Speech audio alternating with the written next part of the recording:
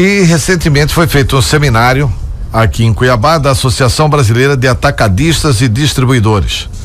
E na oportunidade foram discutidos vários assuntos. Quais as conclusões desse seminário neste momento que há uma tensão no Brasil por causa da política, mas também por causa da economia. Bom dia, doutor João Carlos, um prazer tê-lo conosco. Bom dia, Antero e ouvintes da Capital FM. Bom, foi um encontro a nossa associação, a ABAD, Associação Brasileira dos Atacadistas e Distribuidores, todo ano realiza vários encontros para a gente discutir a situação do setor a nível de Brasil e nesses encontros um espaço para que as afiliadas dos 26 estados e mais o Distrito Federal discutam os seus problemas, levem os seus problemas e apresentem soluções. Então, nesse ano, nós inovamos trazendo o encontro para Cuiabá, uma vez que ele é sempre sediado no estado de São Paulo. Conseguimos, na capital de São Paulo, nós conseguimos trazer a Cuiabá, de forma também aqui que os congressistas, os presidentes da ABAD nacional e todos os estados venham conhecer o nosso estado do Mato Grosso e ver como é que que nós trabalhamos, de que forma trabalhamos num estado de dimensões continentais, e aí eu já entro na questão das diferenças do país. Então, às vezes o atacadista localizado num grande centro, ele tem lá um consumidor, um número lá de 5, 6 milhões de consumidores, e às vezes o atacadista ali na sua própria cidade acaba atingindo todo o seu público-alvo. Então, foi bastante importante mostrá-los que aqui o atacadista distribuidor, ele vai até Confresa, Vila Rica, né? Vila Rica. Nós temos um trajeto de 1.400 quilômetros, nós temos dificuldades imensas, né? Rodovia, estradas ruins. Muitas vezes o caminhão do atacadista chegando lá rebocado por uma patrola, né? Nas épocas de chuva. Isso, eles ficaram bastante impressionados. Foi bastante positiva a discussão, agora voltando ao seu questionamento, porque pudemos discutir tudo o que aflige, então, cada estado com a sua realidade e também o setor a nível nacional. Dizer para você, para o ouvinte, que tradicionalmente o setor atacadista e distribuidor, nas crises, ele vem sentir as dificuldades, a crise, bem depois de outros setores, né? Por quê? Nós trabalhamos com o fornecimento do produto básico do cidadão brasileiro. Que é alimento, né? Que é o alimento. O alimento, os produtos de higiene e limpeza. Então, historicamente, o nosso setor, ele acaba sentindo, se a crise for grande, sentindo algum tempo depois. Algumas outras crises, a gente nem percebe às vezes, quando ela é muito pequena e passageira, que não é o caso agora. Então, nós estamos ainda fazendo os levantamentos com relação ao faturamento de 2015, tanto a nível de Mato Grosso como de Brasil. Nós vamos registrar aí uma queda no faturamento. Já está comprovado isso? Já está comprovado, só está faltando a gente concluir concluir os estudos e terminar os levantamentos. Teve demissões no setor? Já começou a ter demissões e bastante demissão, tá? Nesse setor atacadista, porque o atacadista, ele atende principalmente os armazéns aqui, por exemplo, é uma missão até heróica, né? Isso. Atende os armazéns do estado inteiro, né? Isso. Para não faltar materiais de primeira necessidade no estado inteiro. Mas na crise não aumenta a presença do público consumidor, que ao invés de ir nos mercados tradicionais, vai ao atacadista, porque sabe que lá compra um pouquinho mais barato? Isso não dá para constatar? O que está ocorrendo hoje, Antero, são os atacados que hoje a gente chama de atacarejos, na verdade. Então, existe uma diferença do atacado, o nosso associado, que faz o elo, que faz a ligação entre a indústria e o pequeno supermercado, as redes de supermercados, e esses atacadistas nós chamamos de atacarejo. Então, o verdadeiro atacadista, né, na sua concepção, é a empresa que compra da indústria e transporta e entrega o produto lá no varejo, nas lojas, onde o público vai comprar diretamente. Aí nós temos o atacarejo, então, que é uma forma é um atacado, onde as pessoas vão se autoatender, né? É um pouco diferente, elas vão se autoatender e lá comprar os seus produtos. Isso é uma tendência que está acontecendo nesse momento. E aí, só que nos atacarejos, como a gente diz, as pessoas vão lá e aí acabam comprando e fazendo estoques, né? Como é que tem algum debate sobre a questão da reforma tributária? Por exemplo, o governo da presidente Dilma acha que a grande solução para o Brasil não era eles não terem roubado a Petrobras. A grande solução é voltar com a CPMF. Como é que isso é recebido pelos atacadistas? Com repúdio, o Antero, porque é o seguinte: nós estamos vivendo uma crise, né, no comércio, no nosso setor. O que a gente faz diante de uma crise? Eu não vou falar aqui nada de novo. O empresário, a dona de casa, todo mundo vai ajustar seus custos, reduzir seus gastos, procurar se enquadrar dentro do seu orçamento. Então, a questão não é mais aumentar imposto. Essa é uma saída muito fácil que os governos de modo geral adotam para sair da crise. Nós somos contrários. Nós nesse encontro também fizemos um manifesto à nação. Zé, eu ia te perguntar, esse manifesto vocês estão pedindo mudança na política econômica? Então, concluindo sobre a CPMF, nós somos contra a CPMF. A questão, Antero, eu digo sempre o seguinte: nós brasileiros temos uma facilidade, uma capacidade de superar crises econômicas incrível, não é? Então, aí no passado, diante dessas crises, a economia, o empresariado, a população brasileira se desdobrou, né? E vamos sair da crise, vamos apoiar e vamos trabalhar. É diferente hoje. Nós temos uma crise proveniente de onde? De corrupção, como você disse, desvio de bilhões de reais. Isso sem dúvida afeta a saúde pública, afeta todos os serviços que tem que ser dado para a população, não tem mais dinheiro, né? O governo gastando mais do que arrecada, um monte de ministério, aí não sabe nem para que criou mais um agora, para acomodar as situações que todos nós sabemos. Do Lula e do Jacques Wagner. Do Lula para organizar os bandidos para fugir da cadeia, do Jacques Wagner para carregar a pasta do Lula. É importantíssimo isso. Então assim, o caixa das empresas e da população brasileira tem fundo, e o deles não tem, né? Então, quando falta dinheiro, eles vêm através de imposto. Nós repudiamos, somos contrários e não aceitamos. Sobre a questão do manifesto sobre a política econômica, o que vocês estão pregando de mudanças na política econômica?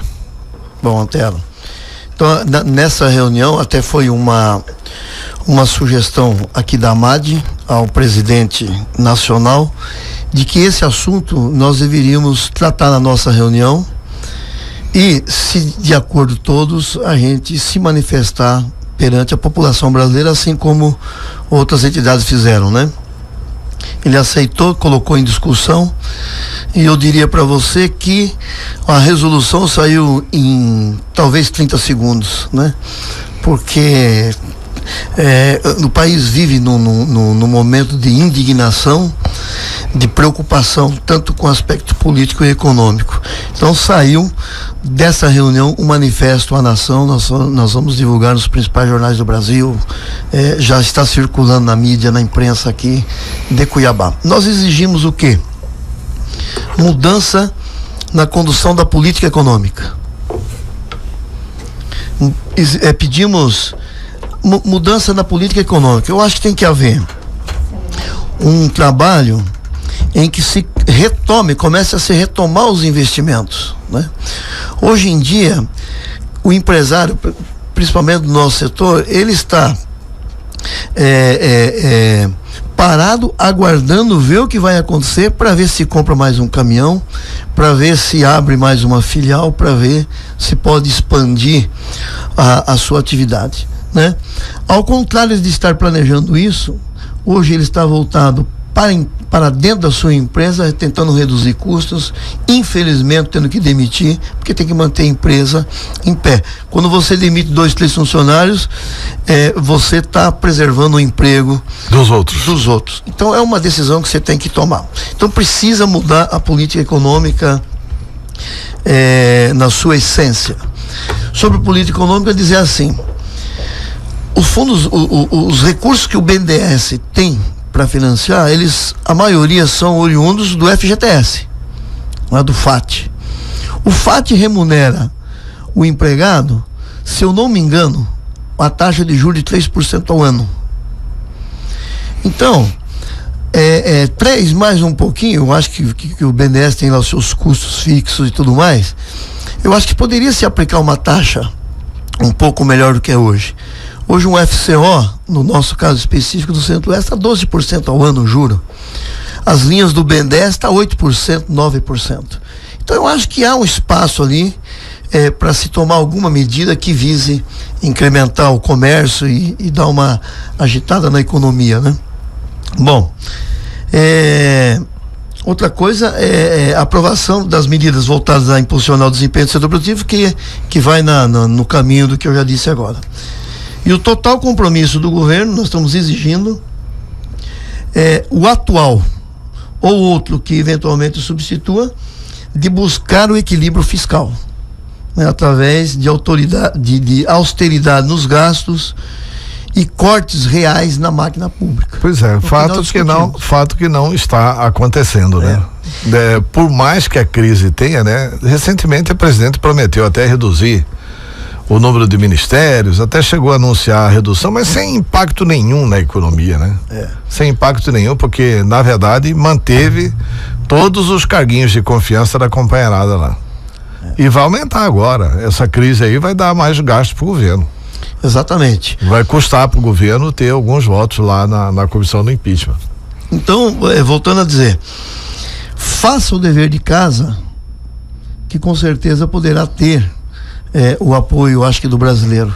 Agora, fazer o dever de casa, nós entendemos que ela não consegue mais, né? Que esse governo não consiga mais, um governo fraco, sem liderança, um país mergulhado nessa corrupção, um país mergulhado externamente no exterior, sendo motivo de piadas, né?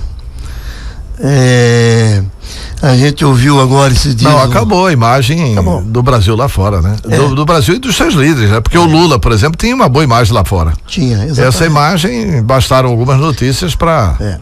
Então o Brasil hoje, a Bíblia Diniz diz assim, que o Brasil está barato, tá bom de comprar, só que nem barato o pessoal vem investir aqui, né? O mercado internacional não vê o Brasil, não vê segurança jurídica, não vê como investir nesse país. Então é isso, o nosso manifesto, e nós exigimos. Tem que fazer o dever de casa, tem que gastar menos do que arrecada ainda, né? Para levar a atender às necessidades sociais.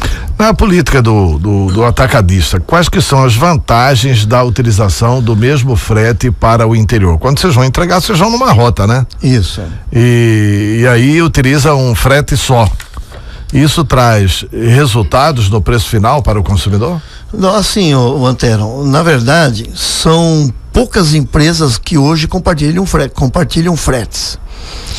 No nosso encontro, uma das discussões foram essas, né? Como reduzir custos. Então tem algumas empresas, alguns atacadistas, mas é muito pouco ainda a nível de Brasil, compartilhando o frete, que nós chamamos. Então você pega 3, 4 empresas e vai fazer uma entrega em Sinop, no interior, um exemplo, Sinop, bota-se num caminhão só e vai lá e entrega. Ganha um atacadista distribuidor e ganha também a empresa que recebe, porque ao invés de 4, 5 caminhões ele vai receber um. É sobre isso que você está falando, né? Exatamente. Isso ainda é muito E nós estamos num princípio, é muito pouco em nível de Brasil. Eu acredito que no Mato Grosso eu conheço 1 ou 2 casos que já estão fazendo isso, que é uma saída para o setor. Para diminuir custos. Para diminuir custos.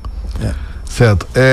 Referente à questão de tributos fiscais com outros estados, como que foi discutido isso no seminário? Tem alguma reivindicação específica em relação a Mato Grosso? Antero, nesse congresso, nesse seminário, os 27 presidentes que representam as entidades, ali tínhamos 27